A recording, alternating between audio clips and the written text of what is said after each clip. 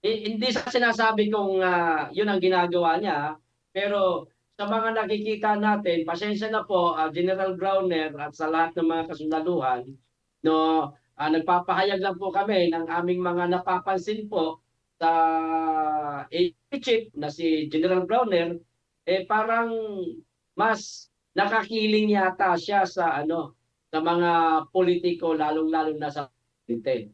Parang hindi niya na yata pinakikinggan yung sigaw ng karamihan nating mga kababayan na ah, pag-ingay naman kayo, AFP, lalong-lalo ka na, General Browner, dito sa napakalalang nangyayari na korupsyon sa ating bansa. Bagamat partner, meron lagi silang sinasabi na tutol naman daw sila sa korupsyon, pero wala naman tayong nakikita na paggalaw na tumututol nga sila.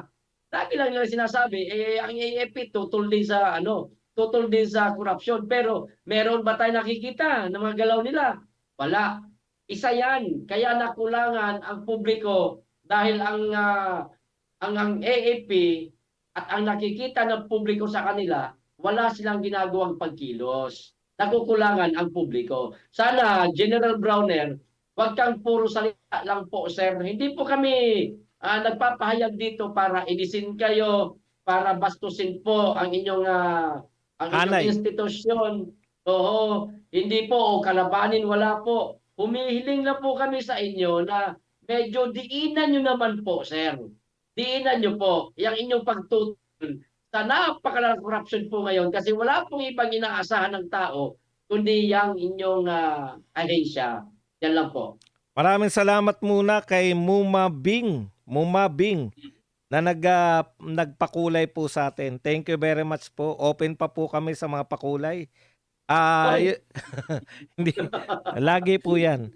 Katulad nito, mga partner, meron silang statement, di ba? Yan yung Ah, hinihiling natin. Sana kung eto po, nakakapagbigay kayo ng statement, madalas naman sila magbigay ng statement. Sana may statement din po kayo na ayaw ninyong suportahan, hindi kami sumusuporta sa mga magnanakaw na politiko. Di ba napakaganda nun? Ang tindi ng, pinag-aaksayan nyo nga ng pansin na sagutin si Chavit Singson. Bakit hindi nyo naman masabi rin na kayo naman ay tutol din, no? Yung talagang naka-black and white na hindi nyo i-allow, hindi nyo papayagan na yung mga politiko ay magnakaw sa pera ng taong bayan. Babantayan nyo. Yun lang naman po, hindi naman po kami nagsabi na lusubin nyo yung Malacanang, palayasin nyo yung tao riyan. Hindi po. Ang sinasabi lang namin, kung nakakagawa kayo ng statement laban sa China, kung nakakagawa kayo ng statement laban kay Singson, bakit hindi po kayo gumawa ng matalas na statement na ayaw nyo rin sa korupsyon, ayaw nyo rin correct. sa mga ghost project ng flood control. Partner, dagdagan ko lang yung sinabi mo. Sige, Dagdagan ko partner. lang yung sinabi mo. Tama nga naman, napakarami natin nakikita na meron silang mga pahayag patungkol Correct. sa China, lalo-lalo Oo, dyan sa nangyayari sa West Philippine Sea. correct. At meron din silang mga napupuna, mga partner, lalong-lalo na mga vlogger, katulad ko na minsan nailathala sa kanilang Oh, sarili, biruin mo yung sa partner, kanilang ha? sariling social, Ikaw, oo, ikaw sa wala, kanilang sarili. biruin mo, Ha? ikaw pinagkaabalahan kanila, di ba? Oo, Na magbigay ng statement para oo, pabulaanan yung, meron ako, may resibo ako na para pati ako sabihin na ikaw ay pinagkabalahan nila. sinungaling. Hmm. Oo. Pero magbigay ng statement, yung magmakontento ang tao sa gagawin nilang, alam mo yon, pagtutol sa Correct. napakalalang corruption. Wala, Mm. manipis, hilaw, sabaw, Oo, parang ampaw, ano lang ika nga, eh. mga partner. Katulad nitong sinasabi ni Brudex na dating isang sundalo din, napakaganda ng sinabi niya. Sundalo ba yan si Basahin ko lang. Brodix? Ito sabi niya, mukhang may kulang sa pag-iintindi itong si Browner, Civilian Authority, absent at anong itinuturo yan, galawgaw. O sabay tawa ni Brudex. Dating ano ito, dating ano ito, kasundaluhan o membro ng AFP, mga partner, pero nasabi niya nga kulang sa pagkakaintindi itong si Browner pagdating sa Civilian Authority. Yan. Sakit Correct. yan. Tsaka partner, madagdag ko lang din. Halimbawa, yung mga sinabi ni dating congressman, tinanggal na, no? O si dating congressman Saldico. Tinanggal na ba pagiging congressman? Bigla ko nalito. Resign na. Resign na. resign. Resign lang. Resign na congressman Saldico. Resign Halimbawa, congressman na siya. Halimbawa, sinasabi niya na yung nagbabantay. Ito malinaw. Sinabi ni Gutesa, si Gutesa ay Marines, 'di ba? Sundalo po 'yan. At sabi ni Retired Gutesa, maraming nagbabantay kay Saldico ng mga sundalo. O, 'di ba? Ibig sabihin, kung lumantad ang katulad ni Gutesa na isang sundalo, bakit hindi niya hikayatin yung mga sinasabi na nag-deliver ng mga basura na mga sundalo at mga kapulisan ayon kay Gutesa, bakit hindi niya hikayatin na magtapat ng totoo? 'Di ba kung gusto niya talagang makatulong sa korupsyon. Kasi ito hindi naman po yung bang hikayatin mo na magsabi ng katotohanan yung mga sundalong o dating sundalo. Kung hindi na sila sundalo, mga dating sundalo, nakikilalanin ka pa rin dahil AFP chief ka. Yun yung sinasabi natin na aktual na dapat nilang gawin. Hindi naman natin sinasabing kumampi sila sa politiko eh. Ang sinasabi natin, mga dating sundalo yan, sabihan mo na magsilabas kayo, poprotektahan namin kayo bilang kasalukuyang chief of staff para magsabi kayo ng katotohanan. Pwede pong gawin yun. Hindi po yan. Ang pagsasabi po ng katotohanan ay hindi po pakikialam sa politika. Ang pagsasabi po ng katotohanan ay para po sa bayan. Kung sila po yung magiging susi, 'di ba? Isang Gutesa, ilan daw sila? Sabi ni Gutesa. Marami sila eh. Mahigit 80. Kung hindi ako nagkakamali. Hindi ako sigurado sa numero eh. Kaya marami pong magagawa. May mga power sila para pilitin tong mga to na magtapat, magsabi ng katotohanan. Partner PL, meron ka pa? Meron, dagdag lang konti. Tama yung sinabi mo, partner Badong. Maano ba naman yung ipakita ni Browner yung suporta niya para sa mamamayan na karamihan na iisa ang sinisigaw, ito napakalarang korupsyon. Hindi naman ibig sabihin na halimbawa, sumampas siya sa isang entablado kung saan mayroong rally. Sumampas siya. Hindi ibig sabihin yan, kinakaliwa niya na si President Bongbong Marcos. Hindi ibig sabihin ganon.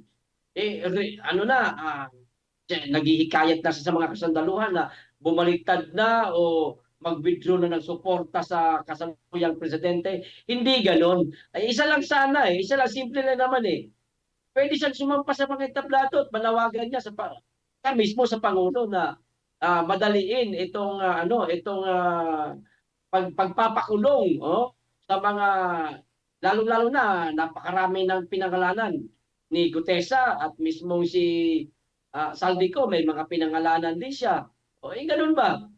Kaso wala tayong nakikitang gawang ganun ni General Browner, mga partner O kaya partner, kung hindi man umakyat sa entablado, kahit na private lang, di ba? Private kahit yung niya na lang. simpleng video, kahit yung simpleng video lang, partner, siya na mismo, gumawa siya, may social media naman siya di ba? Pwede naman siyang gumawa ng na ayaw din namin. Ayaw din namin yung ginagawa. Tuloy, partner, tuloy. Yung ating mga kababayan, naghihinala na baka daw